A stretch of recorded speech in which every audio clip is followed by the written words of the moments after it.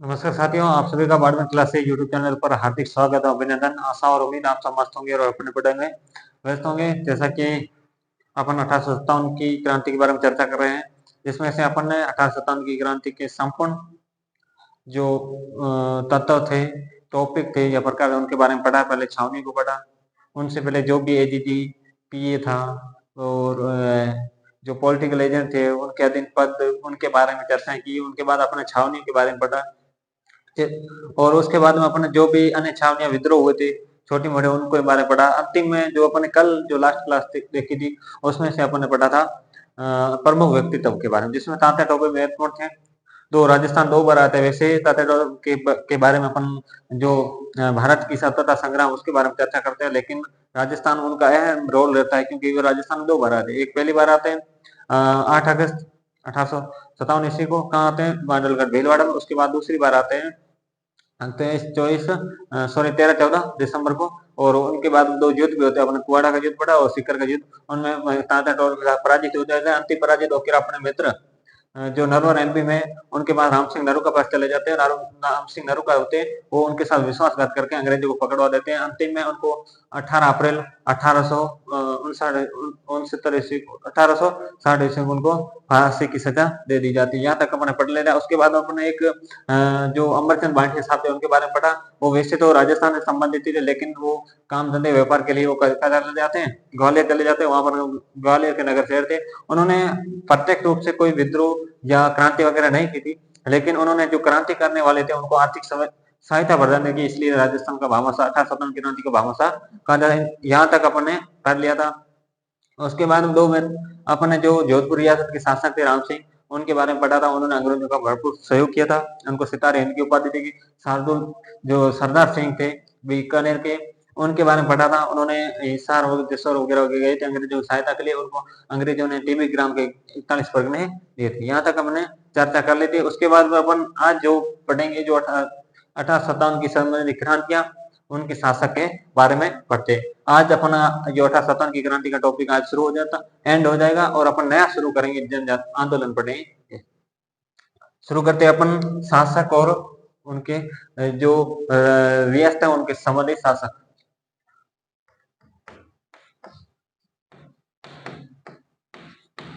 1857 की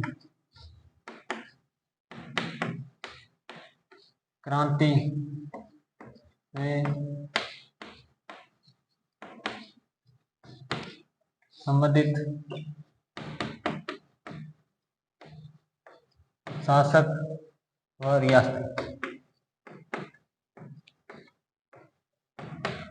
इसमें से सीधा सा सीधा प्रश्न बनने के फुल चांस है कि जोधपुर के महाराजा कौन थे, जैसे जयपुर के शासक कौन थे, कोटा के शासक कौन थे जब 1857 की क्रांति, वहां से डायरेक्टली सवाल बनने के चांस है। यहाँ एक साइड लिखोगे शासक, एक साइड लिखो रियासत,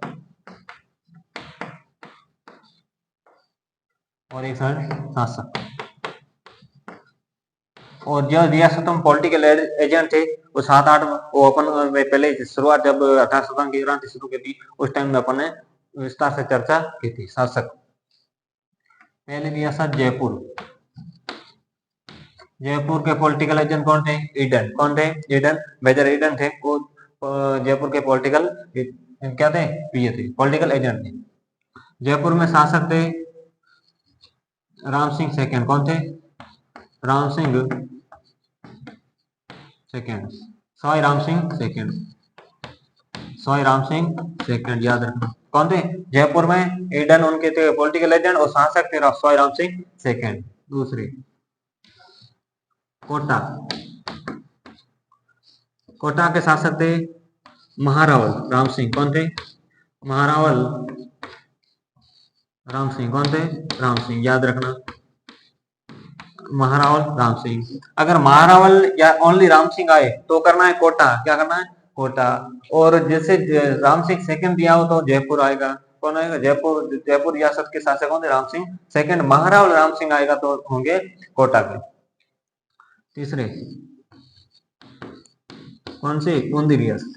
बूंदी के भी कौन थे? राम सिंह। कौन थे? राम सिंह। राम सिंह जो बूंदी के शासक थे, इन्होंने अंग्रेजों में जो 1857 गिराव थे, इन्होंने किसी प्रकार का कोई सहयोग नहीं किया। ये ऐसे मात्र एकमात्र राजपूताना के शासक थे जिन्होंने किसी प्रकार से अंग्रेजों का सहयोग नहीं किया। ये कोष्टक लिख लेना, अंग्रेजों का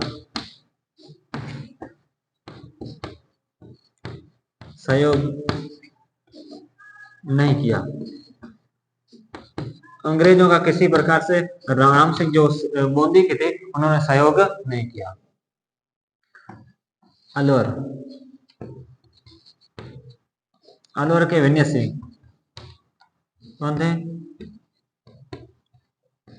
विनय सिंह ने अंग्रेजों की सहायता की और वेजर जो मतलब अंग्रेजों की सहायता के लिए 2500 सैनिकों की सहायता मेजर एडन निक्सन के लिए 2500 सैनिकों की सहायता देते हैं। उसके बाद जोधपुर, मारवाड़ में जाना, जोधपुर के शासक कौन थे? तखत सिंह। अहुआ के युद्ध वगैरह में तखत सिंह के रोल निभाते, अंग्रेजों का फुल सहयोग किया था। जोधपुर के जो पॉलिटिकल एजेंट कौन थे? मैकमोहन। कौन थे? मैकमोहन। और शासक थे तखत सिंह।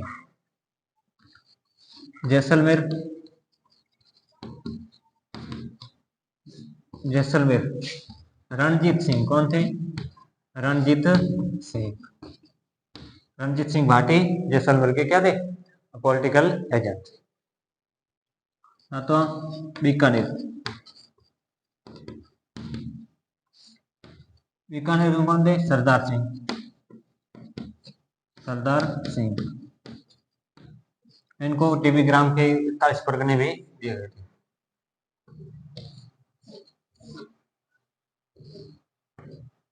उसके बाद में 8वां डूंगरपुर।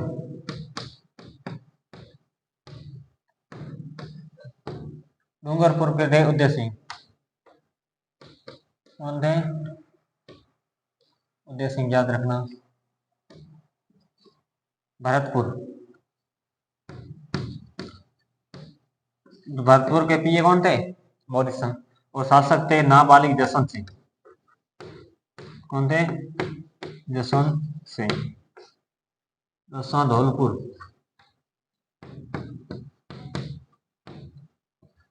धौलपुर के कौन थे? भगवंत सिंह।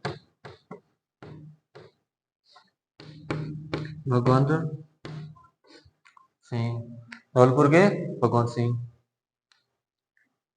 11 करौली रियासत। कौन सी रियासत?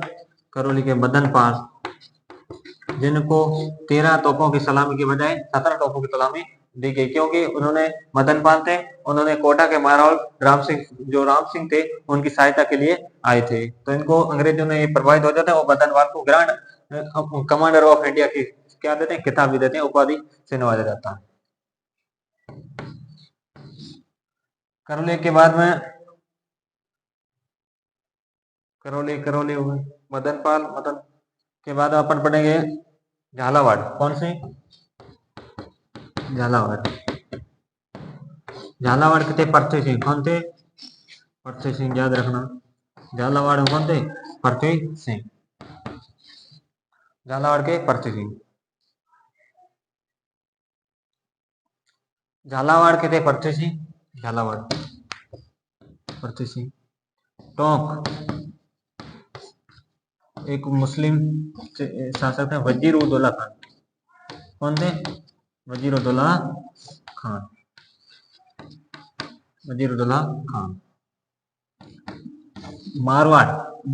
मेवाड़ उदयपुर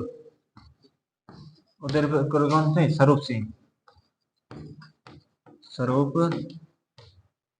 कौन थे? स्वरूप सिंह थे, उदयपुर के स्वरूप सिंह। बांसवाड़ा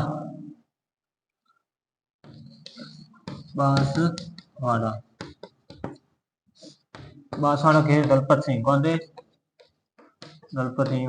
बांसवाड़ा से दलपत सिंह। बांसवाड़ा के बाद में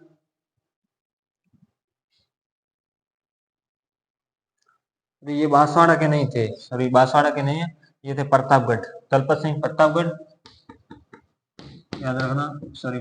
मिस प्रिंट होगी। और जो बांसवाड़ा के उनके लक्ष्मण सिंह थे, बांसवाड़ा लक्ष्मण सिंह, बांसवाड़ा के लक्ष्मण सिंह। एक और रियासत बच गई है जिसका नाम था सिरोही। सिरोही को यहाँ लिख देते हैं, सिरोही। सिरोही को थे शिव सिंह। कौन थे? शिव सिंह। ये जो 1857 की क्रांति उन सब संबंधित रियासत है और उनके शासक थे, याद रखना, जयपुर के सोहेल राम सिंह सेकंड, कोटा के महाराणा राम सिंह, बूंदी के राम सिंह जिन्होंने अंग्रेजों को किसी प्रकार से सहयोग नहीं किया था, विनय सिंह जिन्होंने अंग्रेजों की सहायता की, 2500 सैनिक भेजे थे निक्सन की रक्षा के लिए, जोधपुर के तखत सिंह जिन्होंने अंग्रेजों का भरपूर सहयोग किया था, जैसलमेर रणजीत सिंह, ठीक है। उसके बाद बीकानेर के सरदार सिंह थे जो हिसार वगैरह वहां गए थे और टिब्बीग्राम के 41 परगने मिले थे। सिरोही के शिव सिंह थे। अंतिम जो 1857 की क्रांति संबंधित जो रियासत थी उसने, सॉरी अंतिम नहीं, अधीनस्थ पार्षद की सिद्ध करने वाली अंतिम रियासत थी कौन सी? सिरोही थी। उसके बाद डूंगरपुर उदय सिंह थे, याद रखना डूंगरपुर उदयपुर है, ये उदय सिंह है, याद रखना आप। उदय सिंह को उदयपुर से मत कन्वर्ट करना। डूंगरपुर के शासक कौन थे उस टाइम? उदय सिंह थे। भरतपुर के जसवंत सिंह, नाबालिग थे, शासक कौन चला रहा? मोरिसन। धौलपुर भगवत सिंह, करौली मदन पाल जिनको ग्रांड कमांडर ऑफ इंडिया का खिताब दिया गया, झालावाड़ के पट्टी सिंह, टोंक के वजीर उद्दौला खान और यहाँ के जो मोहम्मद जासी थे उन्होंने जो तात्या टोपे उनका सहयोग किया था। उदयपुर के स्वरूप सिंह अंग्रेजों का फुल सहयोगी, प्रतापगढ़ के दलपत सिंह और बांसवाड़ा के लक्ष्मण सिंह, ये थे 1857 क्रांति उनसे संबंधित शासक और रियासत है। अब आगे जो बच्चा है वो अपन थोड़ी चर्चा कर लेते हैं, जैसे महिलाओं ने जन आंदोलन कहाँ किया था और 2-3 सॉन्ग गीत भी है, उनके बारे में थोड़ी चर्चा कर लेते हैं। आज के बाद में आप ये जो टॉपिक है ये समाप्त करते हैं। इसके बाद में थोड़े महत्वपूर्ण क्वेश्चन जो डायरेक्टली पूछे जाते हैं उनके बारे में अपन चर्चा कर लेते हैं। इसको आप बाड़मेर डोज के नाम से भी जान सकते हैं, बाड़मेर डोज। यहां से सीधे सीधे प्रश्न बनते हैं। पहला है कि 1857 की क्रांति के समय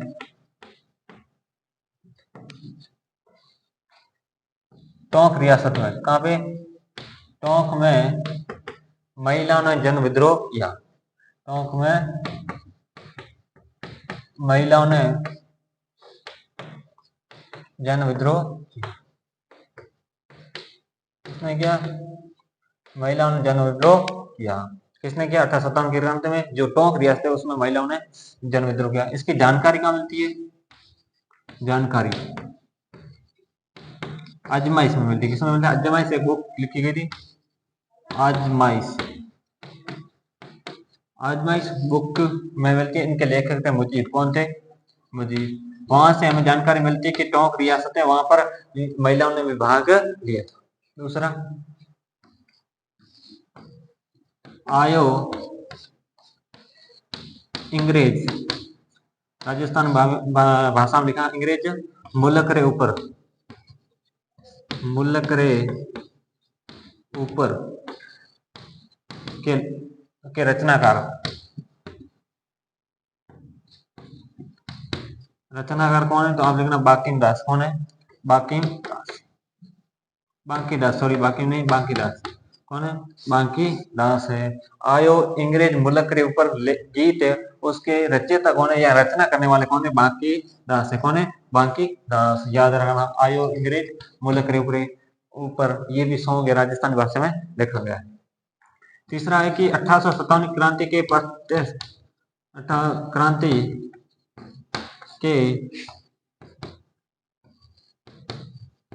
प्रत्यक्ष दृष्टाकार, प्रत्येक दृष्टाकार कौन है? सूर्यमल मिश्र। कौन है? सूर्यमल मिश्र। कौन है? सूर्यमल मिश्र ने, उन्होंने जो 1857 की क्रांति उसके प्रत्येक दृष्टाकार माने जाते हैं। उन्होंने 1857 क्रांति को प्रत्यक्ष आंखों में देखा, आंखों के रूप में देखा था, आंखों। इसको राज्य कवि कहा, राज्य कवि कहा जाता है। इसके जो अपन प्रमुख व्यक्तित्व पढ़ेंगे उसमें इनका विस्तार से अध्ययन भी करेंगे। चौथा, मांझा प्रयास। कौन सा? मांझा प्रयास जो पुस्तक है उसके लेखक है वो है विष्णु भट्ट। कौन है? विष्णु भट्ट।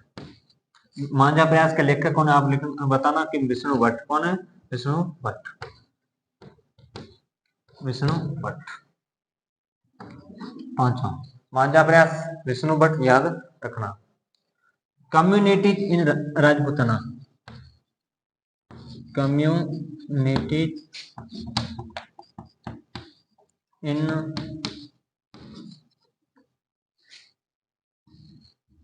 राजपूताना।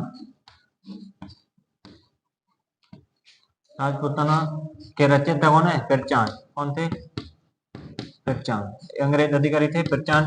उन्होंने इसकी रचना की थी, कम्युनिटी इन राजपूताना। इसकी रचयिता किसने की थी? पेरचांद ने। उसके बाद में कम उम्र के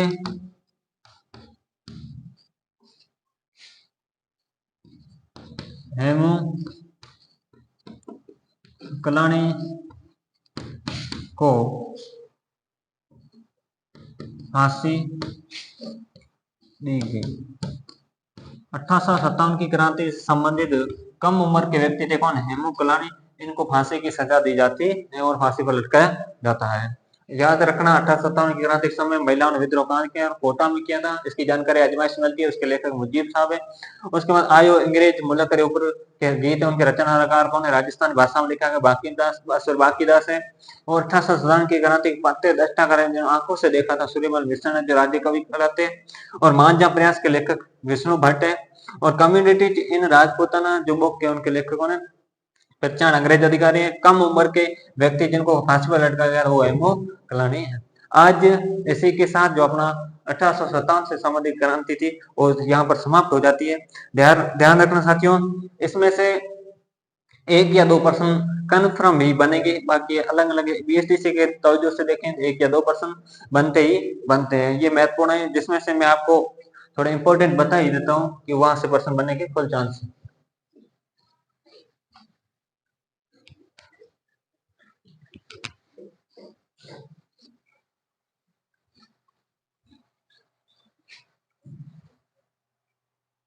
एक तो आप इंपॉर्टेंट याद रखना, नसीराबाद छावनी। कौन सी छावनी? नसीराबाद छावनी। उसके बाद एरिनपुरा। उसके बाद में कोटा विद्रोह। कौन सा विद्रोह? कोटा विद्रोह। कोटा विद्रोह में पढ़ लेना। उसके बाद बोलता हूँ राजस्थान के एजीजी कौन है? एजीजी व पीए। एजीजी और पॉलिटिकल एजेंट कौन है? इनके बारे में पूछा जा सकता है। एक शासक व रियासत से। रियासतों से भी प्रश्न पूछा जा सकता है। केंद्र शासित प्रदेश कितने हैं? उस टाइम अंग्रेजों के एजीजी कहाँ बैठता था? मुख्यालय कहाँ बनाया गया था? और उसके बाद में सैनिक छावनियां थी। अवगा का युद्ध है, चेलावास का युद्ध है, उनके बारे में प्रश्न बनते हैं। आप एरिनपुरा पढ़ोगे, नसीराबाद छावनी का सर्वप्रथम शुरुआत कहाँ से होती है, ऐसे प्रश्न पूछे जाते हैं। आपको प्रश्न पूछा जाए 1857 की क्रांति संबंधित है। 1857 प्रश्न है कि क्रांति की शुरुआत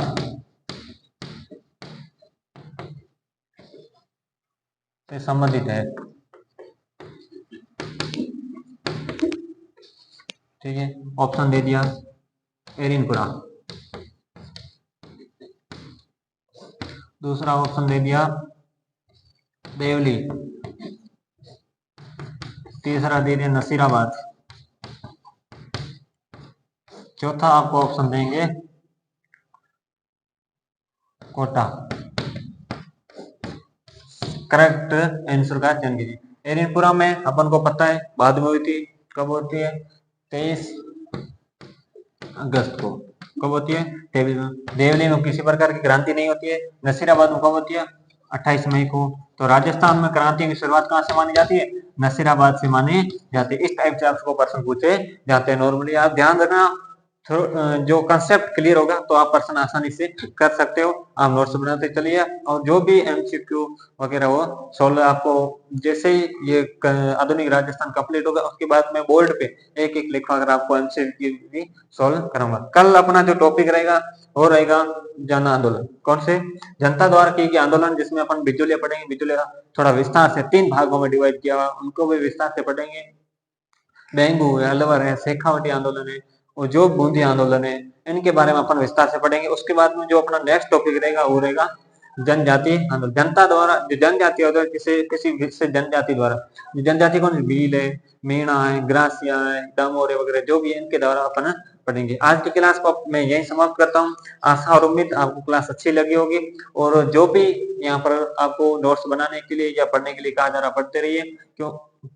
जो अपन का एक मेन हथियार क्या? पढ़ाई है। बाकी अपन सब मिडिल फैमिली से आते हैं, ठीक है ना? कोई अमीर है नहीं कि अपने पापा वगैरह आईएएस वगैरह है नहीं। तो अपन खुद को ही मेहनत करनी पड़ेगी और खुद को ही कंसेप्ट क्लियर करने पड़ेगी।